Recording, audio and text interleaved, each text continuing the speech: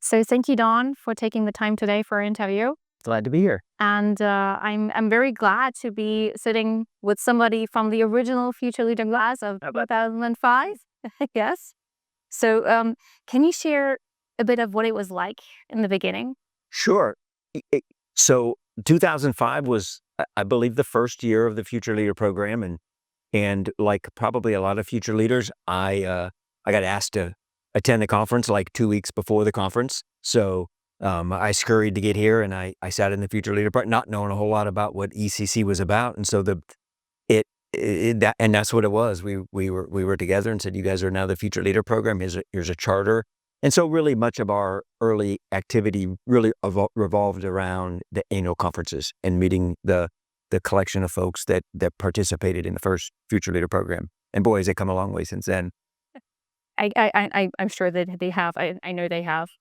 Um, so that what motivated you then to join the Future Leader, or were you actually deciding to do so? Well, because I got asked by one of our senior leaders at the time. I think I was probably a project engineer in my business. I worked for a company called Washington Group International at the time, and I was a project engineer. And one of our business development professionals asked if I could join and the Future Leader, if I was interested, and I was, because I always worked very closely with our business development team. So that really motivated me to get to the conference for the first time, and it was really a great experience. And I think back since 2005, of the 20 years of conferences, I probably have been to 15 of them really over the course of time.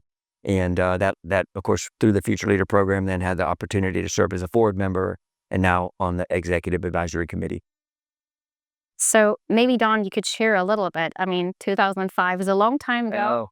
What has happened in your career, in your personal life, and maybe also how the Future Leader program and the original was a part of it? Yeah, so I think I mentioned I was a project engineer in 2005, and geez, I was living in Denver, Colorado at the time, and now I'm based here in Houston. So a lot has changed, right? I was able to develop and advance my career through engineering and operations management.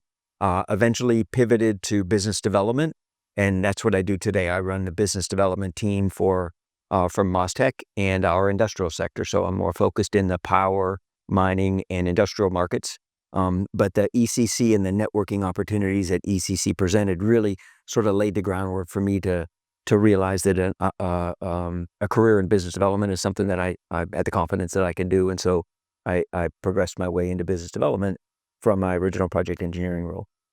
So out of personal interest, are you still in touch with the group of 2005? So interesting you say that. So we were just actually looking at who the attendees were in the 2000, because I sort of forgot, to be honest with you. So there were 3 folks on the list that I do recall, and one of them actually was a good friend, Warren Kennedy, who just retired from Burns McDonnell. So maybe it tells you a little bit how old we are, but so yeah. The group wasn't that big, certainly not like it is today.